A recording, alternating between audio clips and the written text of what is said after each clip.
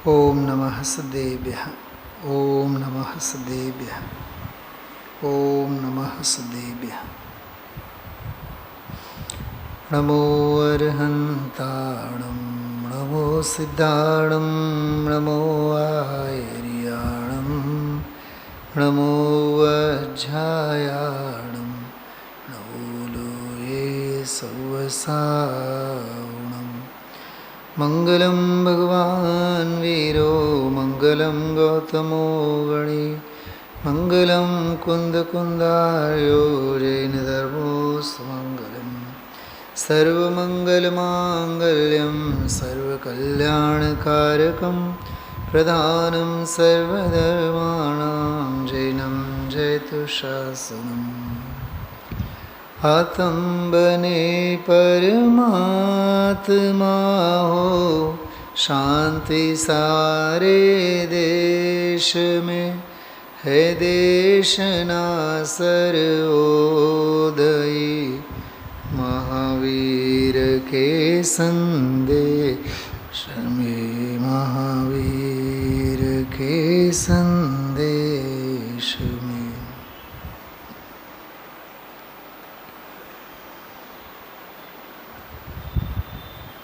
બે પ્રકરણો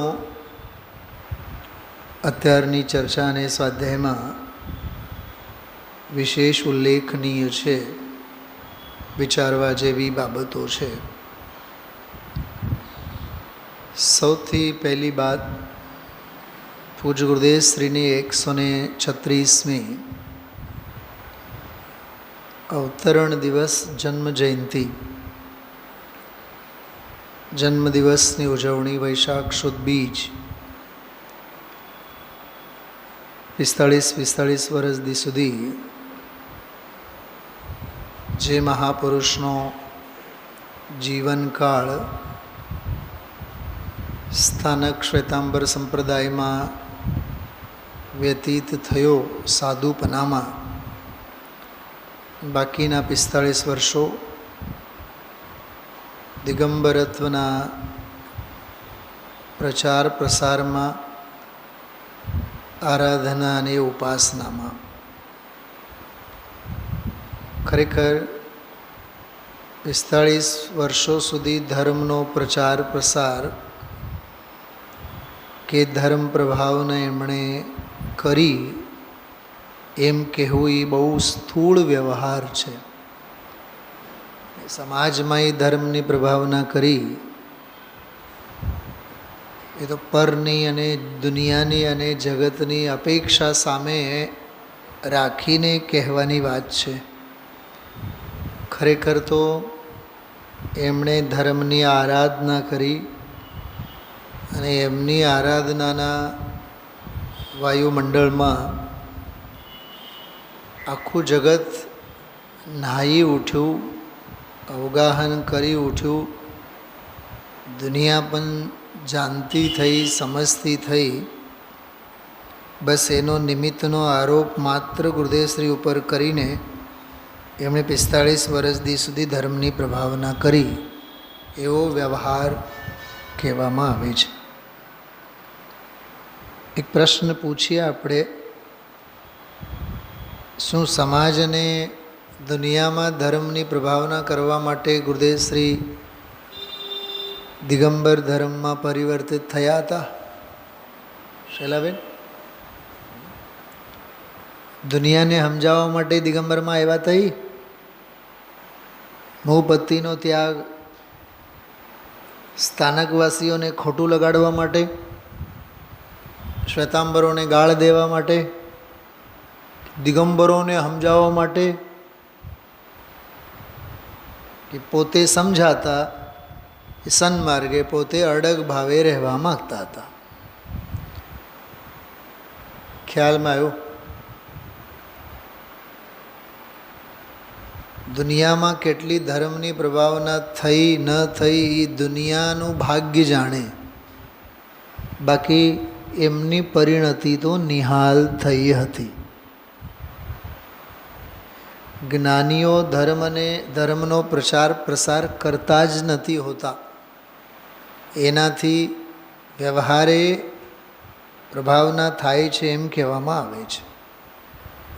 જેમ તીર્થંકરો, તીર્થંકરને તીર્થંકર કહેવાય કે જેનાથી તરાય, જે તરવાનો ઉપાય આપે, ભવસાગરથી તરવાનો ઉપાય આપે તે તીર્થંકર. હું એમ પૂછું છું, તરવાનો ઉપાય અપનાવીને ભવસાગરથી તરે તે તીર્થંકર કે તરાવે ગામને તે તીર્થંકર? આપણી ટેવ જ પરાશ્રિત કથનની છે. સમજાય છે શું કીધું? તીર્થંકરની એ ઓળખાણ જ ખોટી છે. અમિત ગતિ આચાર્યની એક રચના છે શ્રાવકાચાર, સર્વ પ્રાચીન શ્રાવકાચાર છે. એમાં ઉપાધ્યાય પરમેષ્ઠની એક વ્યાખ્યા આવી છે બહુ સરસ. ઉપાધ્યાય પરમેષ્ઠી અંગે એવું લખ્યું છે કે જેઓ શાસ્ત્ર લખતા નથી, જેઓ સંઘને શીખવાડતા નથી, સમજાવતા નથી, તો આપણે તો એમ જ સમજીએ છીએ કે જે દ્વાદશાંગ વડે સંઘને શીખવાડે, શાસ્ત્રની રચના કરે, ત્યાં અમિત ગતિ આચાર્ય ના પાડે છે.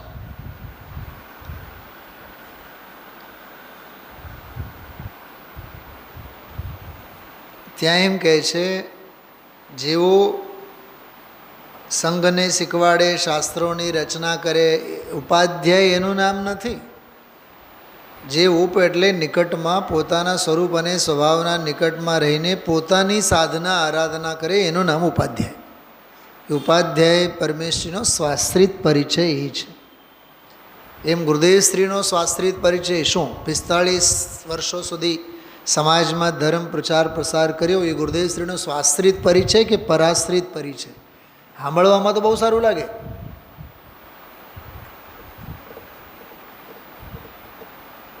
બોલો દામજીભાઈ. જગતનું કર્યું, જગતને માટે કર્યું, જ્ઞાનીની ઓળખાણ એ છે કે શ્વાસે શ્વાસે સ્વરૂપ અને સ્વભાવનું કરતા ગયા. એ એમનો સ્વાશ્રિત પરિચય છે. ગૌરવ શેમાં બતાવો? ગામનું કરે એમાં ગૌરવ કે રામનું કરે એમાં ગૌરવ?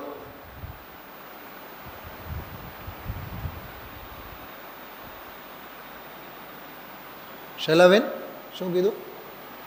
ગામનું બોલો. કાશ્મીરાબેન બોલો. ગામનું કરે એ કે રામનું કરે એ? આખી દુનિયા લક્ષ્મણને ગાળ દે છે. હું લક્ષ્મણનો એક કેરેક્ટર તમને બતાવું.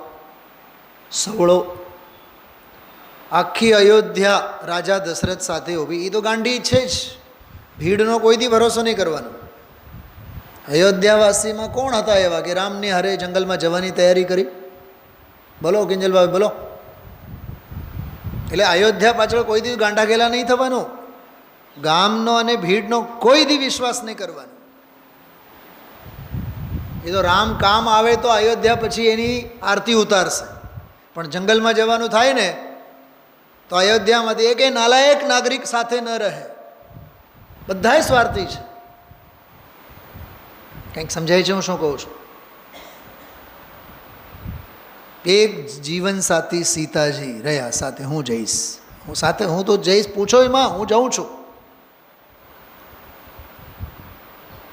પછી કૌશલ્યા, સુમિત્રા કે રાજા દશરથ બધાએ પૂછ્યું. ભાઈઓમાંથી ભરત, શત્રુઘ્ન, રામ, સીતા જાય છે. લક્ષ્મણ તું બોલ, તારે હું છે? એ કે મારે ગામ તરફ નથી જવું, મારે રામ સાથે જવું છે. પણ રામ તો જંગલમાં જાય છે. જઈશું. રામ જંગલમાં હશે તો મારે માટે મંગલ છે. મારે ગામનો મોહ નથી રાખવો.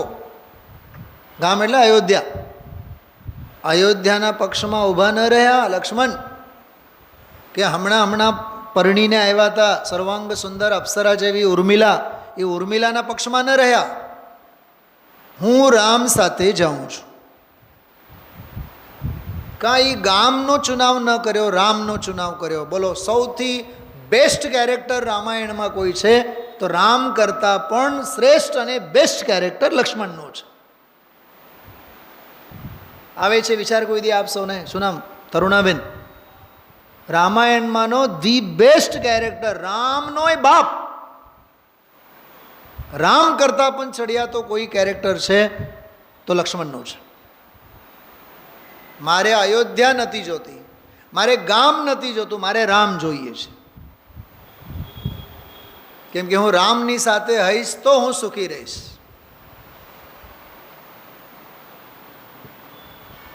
કેમ અયોધ્યાના મહેલ હું લાત મારું છું, મારે નથી જોતા. અયોધ્યાની બધી સેના ધૂળમાં જાય, મારે નથી જોતી. થોડુંક વિચારો. લક્ષ્મણે રામનો ચુનાવ કર્યો, અયોધ્યાનો ચુનાવ ન કર્યો. આ ઘેટા અને બકરાની ચાલ નથી. આ આચાર્ય પૂજપાદનો સમાધિ શતક, સમાધિની સ્વતંત્રતા, સમાધિ તંત્ર, મુનિઓનો માર્ગ, કેટલો મહિમા કર્યો ગુરુદેવશ્રી આજે. કાલે પહેલાં જ પ્રવચનમાં કીધું હતું, અણુ માત્ર પરમાણુ માત્ર પણ સાથે રહે પરિગ્રહ તો નિગોદમાં જાય. મુનિ માર્ગ કોને કહેવાય, પૂજપાદ કોને કહેવાય, સિદ્ધ ભગવાન કોને કહેવાય, એમને અપનાવેલો મોક્ષનો માર્ગ કોને કહેવાય, એમને મળેલો મોક્ષ કોને કહેવાય. કાલે જ સવારે આપણે ખુલાસા કર્યા છે ઉપાય તત્વ ને ઉપેય તત્વ. ગુરુદેવશ્રી આજે બરોબર એ વાત લીધી.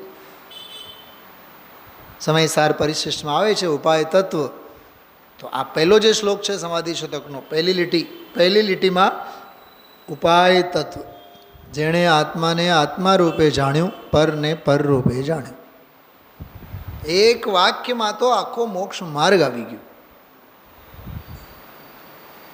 એન આત્મા આત્મૈવ બુદ્ધ્યત પરત્વેન પરમ એવ. જેણે આત્માને આત્મરૂપે, પોતાને પોતા રૂપે, જેમ લક્ષ્મણને રામને રામ રૂપે અને અયોધ્યાને અયોધ્યા રૂપે, પરને પર રૂપે, નિજ કો નિજ પર કો પર જાન જીવન થોડા રહા. કાલે પણ મેં આ વાત કરી હતી. મને તો આજે ટોટરમલજી સાહેબનું એક વાક્ય પણ યાદ આવતું હતું, ચોથા અધ્યાય મોક્ષમાં પ્રકાશકમાં, આ પ્રયોજનભૂત તત્વ. એમાં એક વાક્ય આવે છે, સૌ પ્રથમ સુખી થવા માટે સૌ પ્રથમ આપા પરનું જ્ઞાન હોવું જોઈએ. એ આ સમાધિ શતકનો પહેલો શ્લોક. સૌથી પહેલાં આપા પરનું જ્ઞાન હોવું જોઈએ.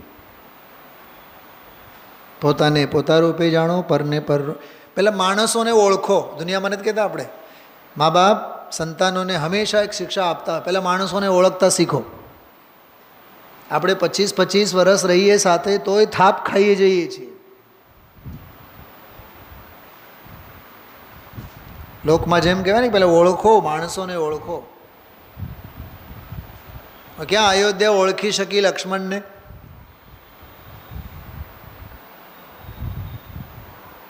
અને જન્મથી જ લક્ષ્મણ રામને ઓળખતો હતો. રામે કંઈ એમ કીધું નહોતું કે મને બીક લાગશે તું સાથે મારી સાથે આવ. સવાર થયા બાદ સૂરજને કહેવું ન પડે કે ઉગી આવો.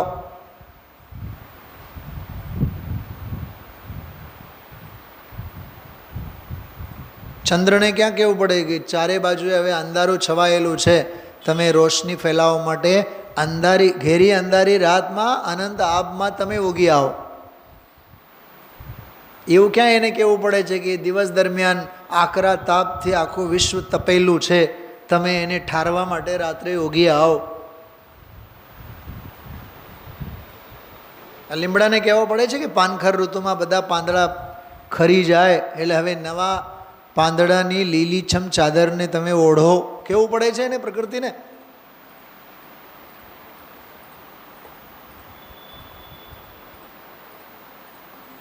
હું શું કહેવા માગું છું, થોડુંક સમજો આ વાતને. હિતની બાબતમાં, વિશ્વ કલ્યાણકારી બાબતમાં કહેવું ન પડે. સરકારને કહેવું પડે છે, સમજીભાઈ?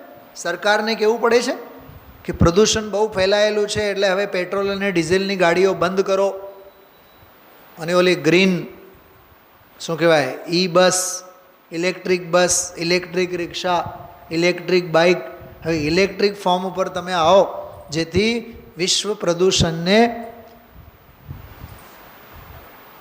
થોડુંક રોક કરી શકે. બોલો કેટલા લોકો સમયસર ભણીને બેઠા છે સરકારમાં, તો એ વિશ્વ શાંતિની વાત એમની અકલમાં તો આવે છે ને. તો હિત કોને કહેવાય, અહિત કોને કહેવાય, કલ્યાણ કોને કહેવાય, આપા પરનું શ્રદ્ધાન કોને કહેવાય, જાતનું જતન કોને કહેવાય, તરસ લાગે તો દૂધ ન પીવાય, પાણી પીવાય, એ બધી અકલવાળી વાતો સમજાવવાની જરૂર નથી.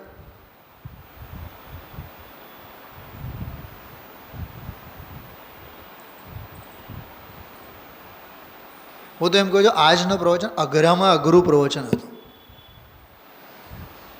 પહેલી વહેલી વખત કોઈ સમજતા હોય તો એમાંથી 10% સમજણમાં ન આવ્યું હોય આજનું પ્રવચન, ચોક્કસ કહું છું. ચલાવેન શ્લોક છે ને, પહેલો શ્લોક 32 અક્ષરનો શ્લોક હોય. સૌથી સંસ્કૃત સાહિત્યમાં સૌથી નાનામાં નાનો શ્લોક હોય.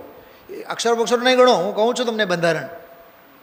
એ અનુષ્ટુપ નામનો શ્લોક જે છે સંસ્કૃતમાં સૌથી નાનો છંદ છે.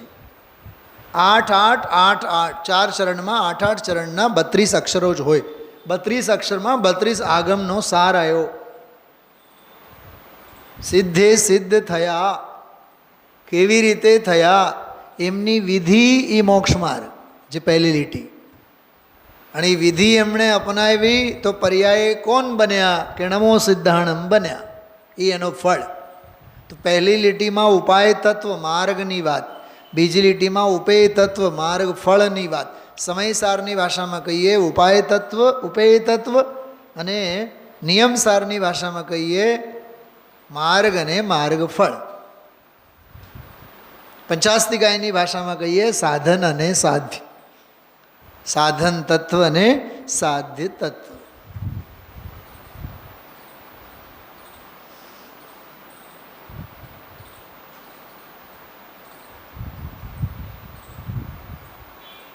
સાધ્ય જે જાતનું સાધન પણ તે જ જાતનું.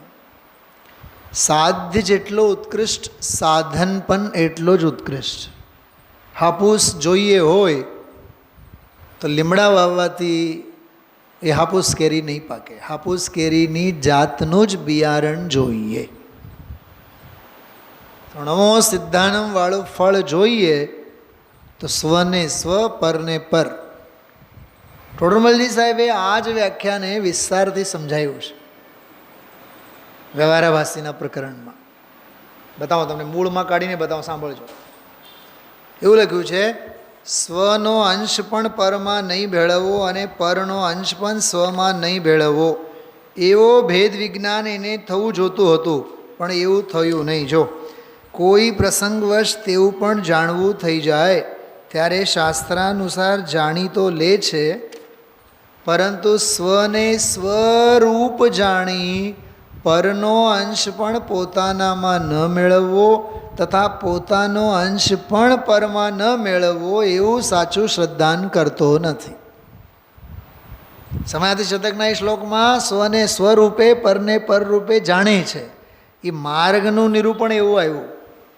હવે એનું જ વ્યતિરેકી વ્યાખ્યા આમાં આવી મોક્ષના પ્રકાશકમાં, જીવ અને અજીવ તત્વ સંબંધી ભૂલના પ્રકરણમાં છે.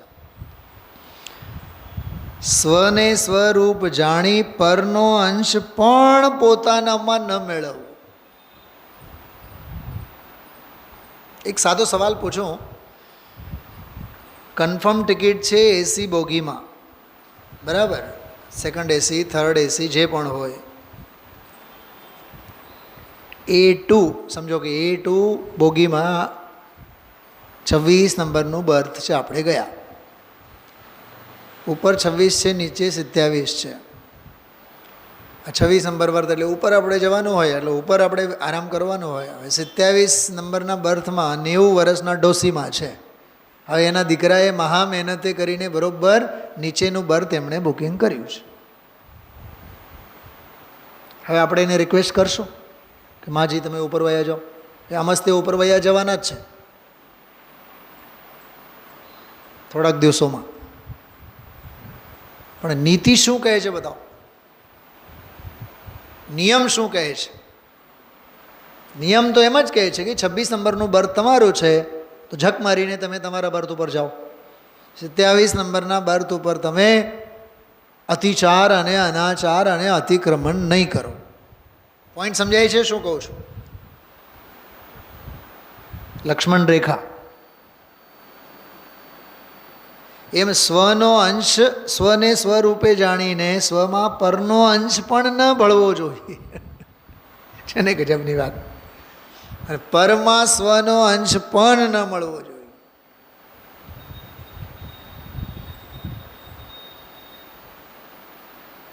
કોણ કયા દયા દાન વ્રત આ બધા પરિણામ? આજે શું બોલ્યા ગુરુદેવશ્રી? પંચ મહાવ્રતના પરિણામો હોય પણ એ રાગ છે, દુઃખ છે, આકુળતા છે, બંધનું કારણ છે. કેમ કે પર છે ને, એ પરનો અંશ પણ સ્વમાં નહીં મેળવવો. એ ભેદ જ્ઞાનની ધારા છે. એમાં અશુદ્ધને અશુદ્ધ ભાવે, શુદ્ધને શુદ્ધ ભાવે, વ્યવહારને વ્યવહાર ભાવે શ્રદ્ધો. એ આશ્રવ રૂપ છે, બંધ રૂપ છે. એક બીજી અપેક્ષા પણ આવી, એ છે પોતાની પર્યાયમાં એટલે છે નિશ્ચય. શલાબેન, એ પોતાની પર્યાયમાં છે, એનો જવાબદાર આત્મા જ છે, જડે નથી બનાવ્યા. તો અશુદ્ધ નિશ્ચય નયે એ રાગાદી ભાવ તારા જ છે. અશુદ્ધ નિશ્ચય નયે તારો હોવા છતાં શુદ્ધ નિશ્ચય નયે તારા છે નહીં. તમે સાંભળો છો શું કહો છો કાકા? સમજાય છે? અશુદ્ધ નિશ્ચય નયે તારો કહેવા છતાં શુદ્ધ નિશ્ચય નયે તારો નથી.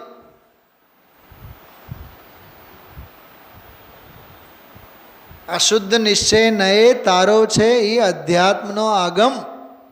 શુદ્ધ નિશ્ચય નયે છતાં તારો નથી એ અધ્યાત્મનો પરમ અધ્યાત્મ.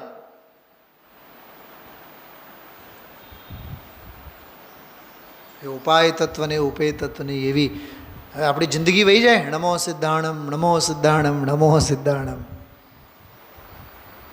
એટલે જ મોક્ષના પ્રકાશકમાં ટોડરમલજીએ લખ્યું છે, અરહંત અને સિદ્ધ દશા એટલે સાક્ષાત મોક્ષ તત્વ. છેલ્લાબેન સાંભળો, અરહંત અને સિદ્ધ ભગવાન એટલે સાક્ષાત મોક્ષ તત્વ એમ લખ્યું છે. નમો આયર્યાણમ, નમો વજ્જાયણમ, નમો લોહે સવસાવનમ એટલે સાક્ષાત સંવર અને નિર્જરા તત્વ, જીવ તત્વ તો છે જ. 5 પરમેશ્વરીઓમાં 7 તત્વોની સ્થાપના આવી રીતે કરી. મુનિરાજને જોતા સંવર નિર્જરા તત્વ ખ્યાલ આવે અને અરહંત અને સિદ્ધને જોતા સાક્ષાત મોક્ષ તત્વ ખ્યાલ આવે. તો અહીંયા નમો સિદ્ધાણમ, સિદ્ધ ભગવંતોને નમસ્કાર એટલે સાક્ષાત મોક્ષ તત્વને નમસ્કાર. તો મોક્ષ થયો કેવી રીતે પ્રગટ? તો મોક્ષ માર્ગને લીધે પ્રગટ થયો. જો કે મોક્ષ માર્ગ છે માટે મોક્ષ પ્રગટ થયો એમ નથી, એ પર્યાય પર્યાયની સ્વતંત્રતા.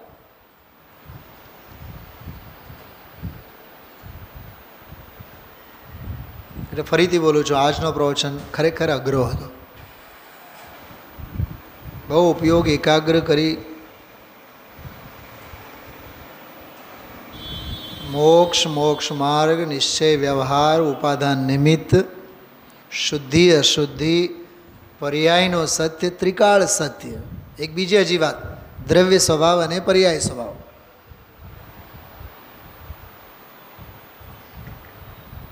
ત્રિકાળ દ્રવ્ય સ્વભાવ અને ક્ષણિક પર્યાય સ્વભાવ. પર્યાયમાં વિકાર નિર્વિકાર બધું. ખરેખર નમો સિદ્ધાણમ, સિદ્ધત્વ પૂર્ણ દશા પ્રગટ થઈ, એ દશા જ છે ને, એ ક્યાં આત્મા છે? અને મોક્ષ માર્ગ જે સાધક દશા પ્રગટ થઈ, શલાબેન બોલો તો, સાધક દશા કયું તત્વ છે? સંવર નિર્જરા તત્વ છે. અને સાધ્ય દશા કયું તત્વ છે? કે મોક્ષ તત્વ છે. અને ભગવાન આત્મા તો સંવર નિર્જરા અને મોક્ષ બધા તત્વોથી પાર છે. 38મી ગાથા. એ મોક્ષ માર્ગ તો ક્ષયક્ષમ ભાવ છે, ક્ષાયિક ભાવ છે, ઉપશમ ભાવ છે. અને મોક્ષ ક્ષાયિક ભાવ છે. તો ક્ષયોપશમ, ઉપશમ, ક્ષયોપશમ, ક્ષાયિક બધા જ ભાવોથી ભિન્ન ભાવ એવો પરમ પારિણામિક ભાવ છે. 38મી ગાથા.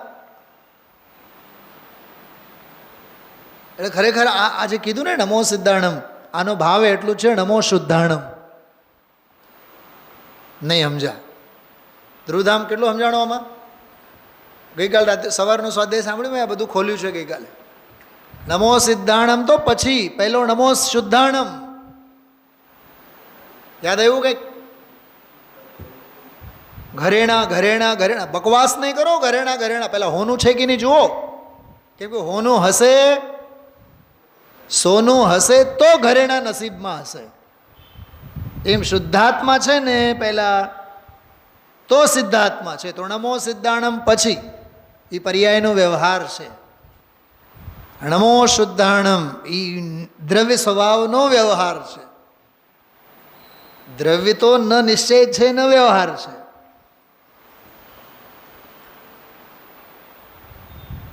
કઈ લેવલની વાત છે આ રામજીભાઈ? કેવી પરાકાષ્ઠાની બધી વાત છે. ગુરુદેવશ્રી ઓલી વાત કરી, તીર્થંકરો જ્યારે દીક્ષા લે ત્યારે નમો સિદ્ધાણમ એમ બોલે. તીર્થંકર પણ પર્યાય. જે સિદ્ધોને નમસ્કાર કરવામાં આવે એ પર્યાય, જે માર્ગ પ્રગટે એ પર્યાય, જે મોક્ષ પ્રગટે એ પર્યાય. પ્રગટે એ બધું જ પર્યાય. અને પ્રગટ જે છે એ દ્રવ્ય સ્વભાવ.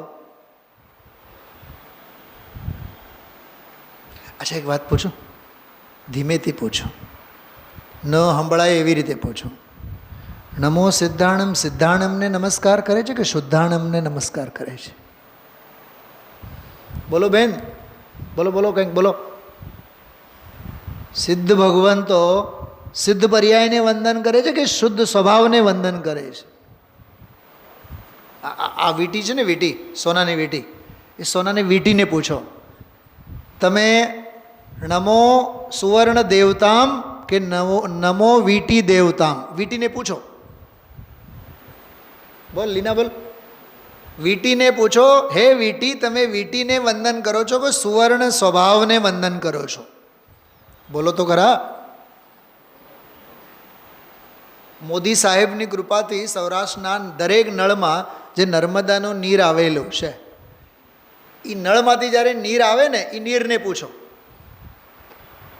તમે નર્મદાને નમસ્કાર કરો છો, નર્મદાને જાહેરાત કરો છો કે સૌરાષ્ટ્રને જાહેર કરો છો, કે કિંજલબેનના સોનાના નળને જાહેરાત કરો છો?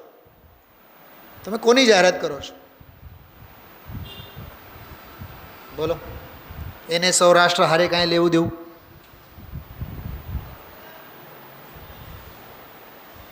એ તો એમ કહેશે, સાંભળો શલાબેન, એ હોનાના નળમાંથી જે પાણી આવે છે ને નર્મદાનો, એ એમ કહેશે, અરે રે અમે આ ક્યાં આવી પડ્યા, આ અમારો દેશ નથી. અમે તો અમારા અગાધ નર્મદામાં મહાલતા હતા. ત્યાં સુરત ભરૂચ પાસે અમરકંટક, જ્યાંથી નર્મદા ઉપડી, પણ અરે રે છેલ્લી ઘડીએ અમારા પરિણામો બધા પલટાઈ ગયા, એટલે આ ભરત ક્ષેત્રમાં આવી પડ્યા. એમ તમારા સૌરાષ્ટ્રના, તમારા નર્મદાના, તમારા સોનાના નળ વાટે અમે તમારા આ માટલામાં આવી પડ્યા. કંઈક સમજાય છે શું કહું છું?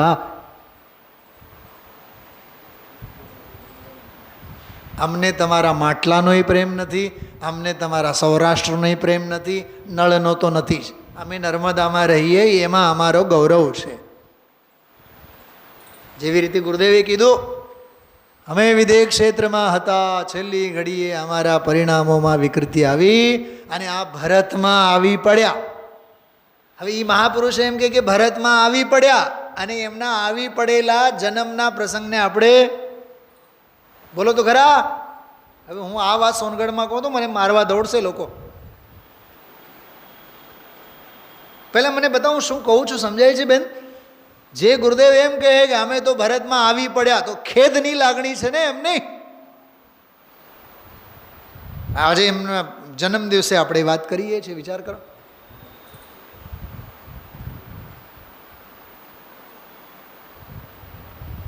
તો વીટી વીટીને અભિનંદે કે સોનાને અભિનંદે? નળનો નીર નર્મદાને અભિનંદે કે નળને અભિનંદે?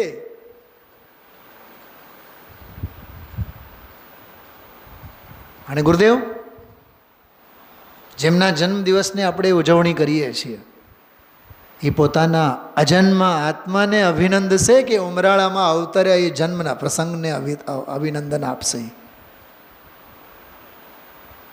જન્મ જરા મરણથી રહિત અજન્મ આત્મા તે અભિનંદનીય કે આ મનુષ્યમાં અવતરણ લેવું, જન્મ લેવું એ અભિનંદનીય? હું પ્રશ્નો કેવળ મૂકું છું, તત્વની દૃષ્ટિએ વિચારો. એન આત્મા આત્મૈવ બુદ્ધ્યત પરત્વેન પરમેવ, એવા પરમ બોધ સ્વરૂપી સિદ્ધ ભગવંતોને અમે નમસ્કાર કરીએ. શું આજે પરમ બોધ?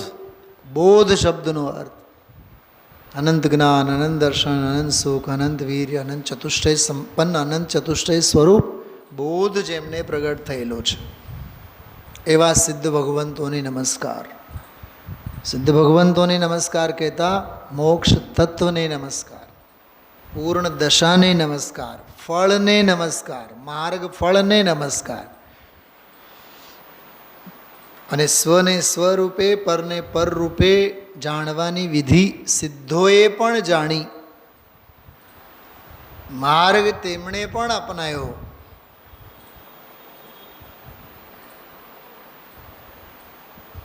સૌને માટે માર્ગ તો એક જ છે. અરહંતોને કે સિદ્ધોને કે આચાર્ય ઉપાધ્યાય સાધુઓને માર્ગ તો એક જ છે. હજી એક વાત કરો, જો ખતરનાક વાત છે. સુખી થવા માટે માર્ગ છે અને દુઃખી થવા માટે માર્ગ છે. એટલે શું? ફરીથી બોલું છું, સાંભળજો. સુખી થવા માટે માર્ગ જ છે અને દુઃખી થવા માટે માર્ગ જ છે. શું? આરાધશો માર્ગને તો સુખી થશો, અને માર્ગને વિરાજશો તો દુઃખી થશો. આરાધના થયે સુખ છે, વિરાધના રહે દુઃખ છે. માર્ગ તો આ જ છે. માર્ગ એટલે ઉપાય. ઉપાયનો સન્માન એ સુખનો કારણ, ઉપાયનો અપમાન, ઉપાયની વિરાધના દુઃખનું કારણ.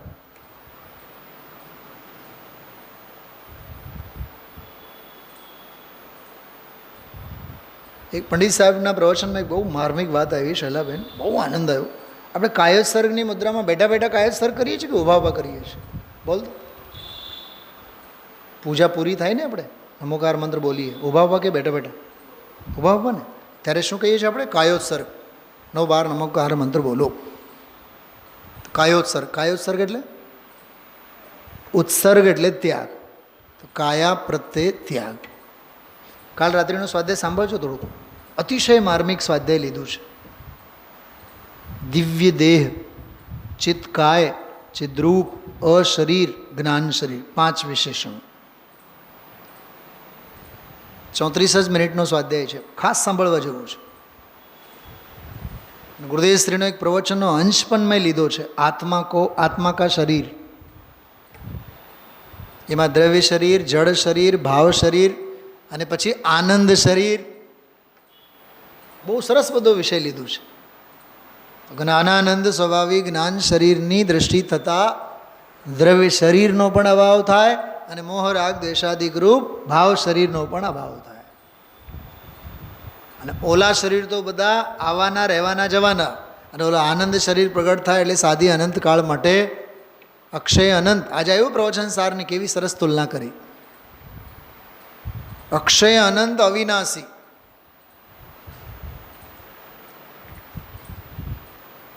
શું 11મી ગાથા.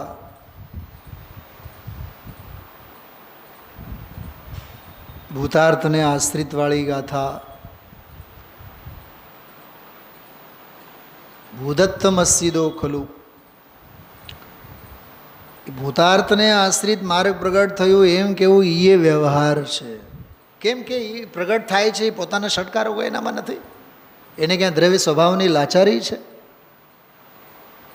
ભેદ વિજ્ઞાનત સિદ્ધા સિદ્ધા એકિલ કેચન. સિદ્ધ ભગવંતોએ કરેલો ભેદ જ્ઞાન કેવું સરસ. એ કળશ એની ઓથે નિયમસારના કેવા સરસ મજાના દૃષ્ટાંતો. બોલો, પ્રવચન સાર, નિયમસાર, સમયસાર. અને પ્રવચન ચાલે છે સમાધિ શતક.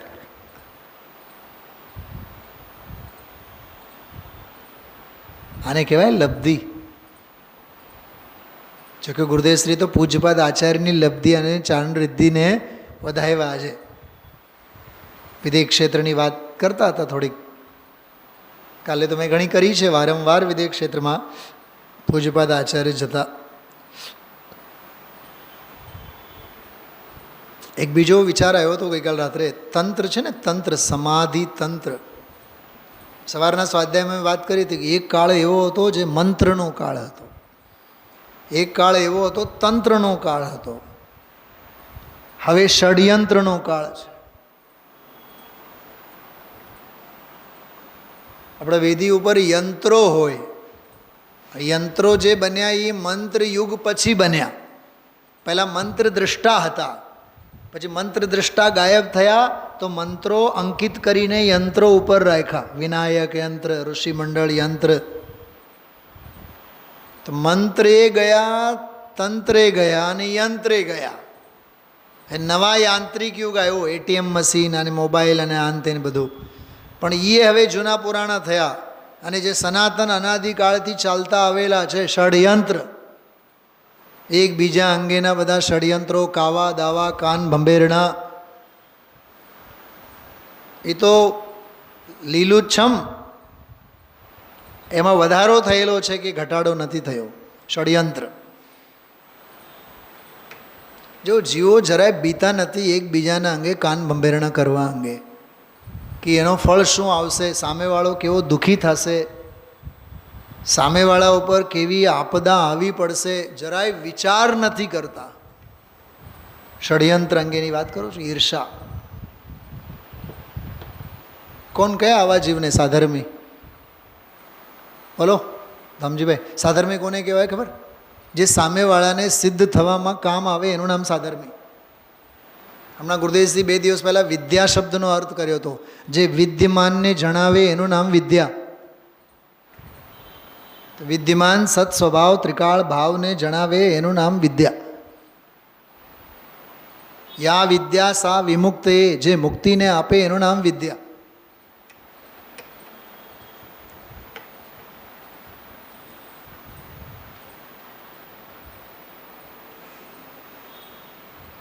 બબ્બે પાનાની તો ટીકાઓ છે સમાધિ શતકમાં. કાલે તો મૂળ બધી વાત આવી જ ગઈ હતી પહેલા શ્લોકની. આજે ફરીથી કેટલો વિસ્તારથી એક એક વિશેષણ, એક એક અપેક્ષા.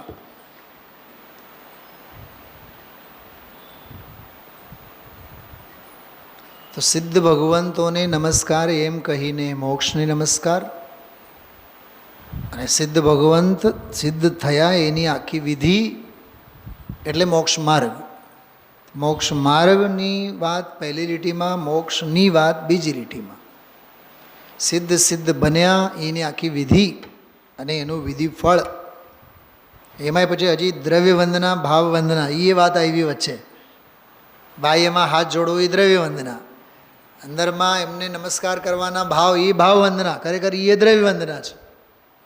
વીતરાગ ભાવે વંદન અનુભવન એ ભાવ વંદના છે. ભાવ વંદનામાં પણ 2 પડકા. એક આશ્રવ બંધ રૂપ પરલક્ષે અને એક સંવન નેજરા રૂપ સ્વલક્ષ. અબંધ ભાવે વંદના તે ભાવ વંદના, એ સંવન નેજરાના પક્ષે. એને ભાવ સ્તુતિ કહેવાય. ઓલી તો દ્રવ્ય સ્તુતિ જ છે, ભાવ સ્તુતિ એટલે આશ્રવ અને બંધ રૂપ. તીર્થયાત્રા કેવી થવી જોઈએ શૈલાબેન? ભાવથી કે બોલો તો ખરા? તીર્થવંદના કેવી થવી જોઈએ? ભગવાનની પૂજા કેવી થવી જોઈએ? બહુ ભાવથી.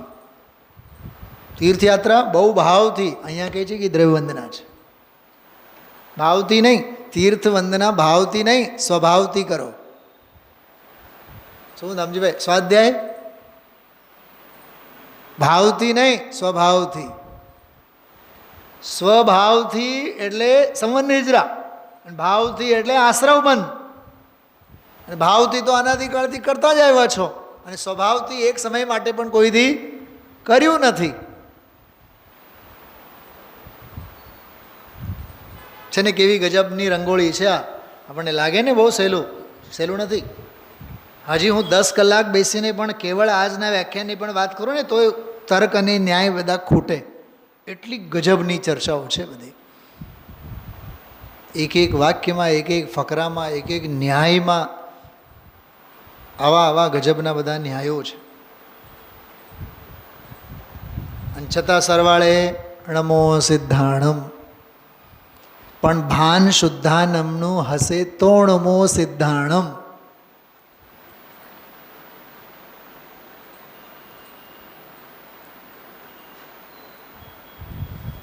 શું કીધું? ભાન, દૃષ્ટિ, ભાવભાસન શુદ્ધાણમનું હશે તો સિદ્ધાણમનો વ્યવહાર શક્ય છે. છેલ્લી એક વાત કરું, સાંભળો. જન્મ જયંતિ ઉજવવાનો અધિકારી કોણ છે? બહુ ટૂંકી વાત કરું છું, બહુ માર્મિક વાત છે. જન્મ જયંતિ ઉજવવાનો અધિકારી એ છે જે એમ સમજે છે આત્મા જન્મતો નથી અને આત્મા મરતો નથી. અજન્મા આત્માને સમજનારો જ જન્મ જયંતિ ઉજવવાનો અધિકારી છે. થોડું કયું ઘણું કરીને જાણજો. પૂજ ગુરુદેવ શ્રીનો આજે અવતરણ દિવસ, જન્મદિવસ આપણા માટે તો ખરેખર મહાભાગ્ય ને સૌભાગ્યની વાત છે. થોડાક એમના જીવન પરિચયને આલેખ તો આ એક સરસ મજાનું લેખન ભજન ભક્તિ છે, ગુરુદેવ શ્રીના ચરણોમાં આપણે સમર્પિત કરીએ.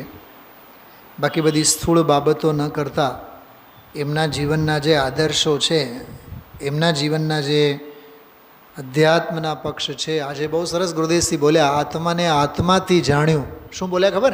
આત્માને અધ્યાત્મથી જાણ્યું. ધ્યાન ગયું તમારું બધાનું?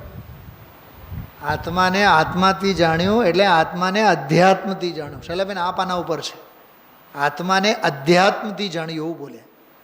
કેમકે અધ્યાત્મ એટલે જ અંતરંગ. ગુરુદેવશ્રીને આપણે અંતરંગથી જાણીએ. गुरुदेव जयंती आज मनाओ सब मिलके, सब मिलके, सब मिलके. गुरुदेव जयंती आज मनाओ सब मिलके. उमराला में जन्म हुआ था, मात उजम्बा आनंद हुआ था. खुशियाँ छाई चारों ओर, मनाओ सब मिलके. गुरुदेव जयंती आज मनाओ सब मिलके. गौरवर्ण अरु सुंदर काया, मन में ज्ञान वैराग्य समाया.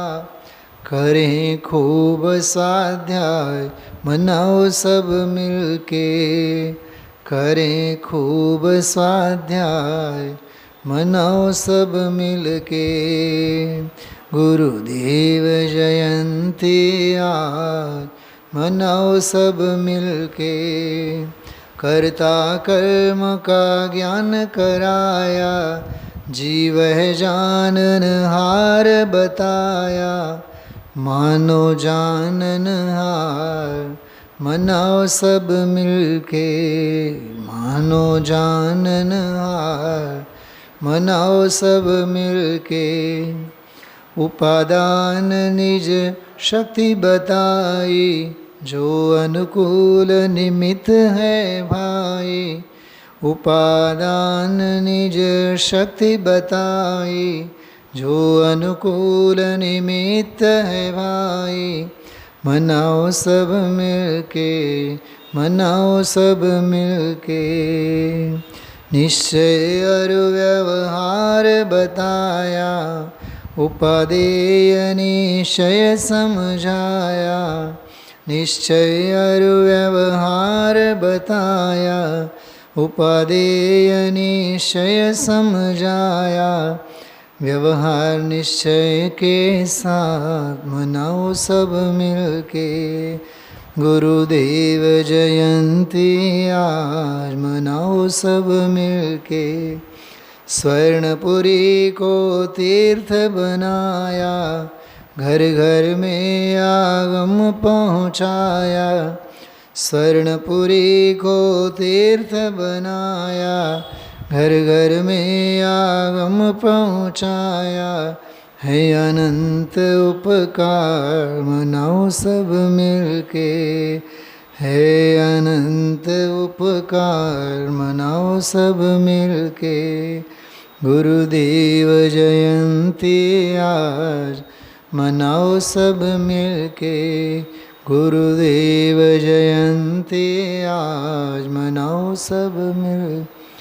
जो ગુરુદેવ શ્રીના તત્વ શ્રવણ અને એમની ધર્મસભાઓમાં કાયમી આપણી હાજરી હોય છે, એટલે જે અંતરંગ અભિપ્રાય જોશ સાથે જે ઉછળે છે એ કેવળ અને કેવળ ગુરુદેવ શ્રીના તત્વચિંતનનું જ બળ છે. જે મેં લક્ષ્મણનો દાખલો આજે આપ્યો, અયોધ્યાનો ચુનાવ ન કર્યો, રામનો ચુનાવ કર્યો. ખ્યાલમાં આવ્યો?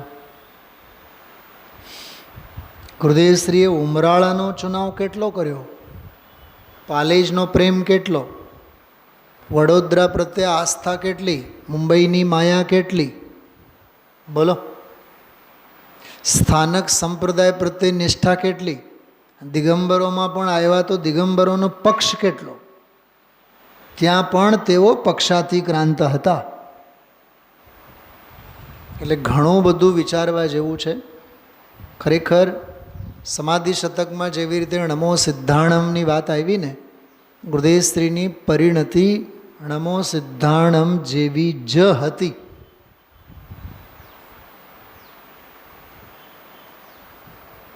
કેવળ નિજ સ્વભાવનું અખંડ વર્તે જ્ઞાન, એવી પરિણતિ ગુરુદેવ શ્રીની હતી. વિચારજો. ઓમ નમઃ સિદ્ધેભ્યઃ.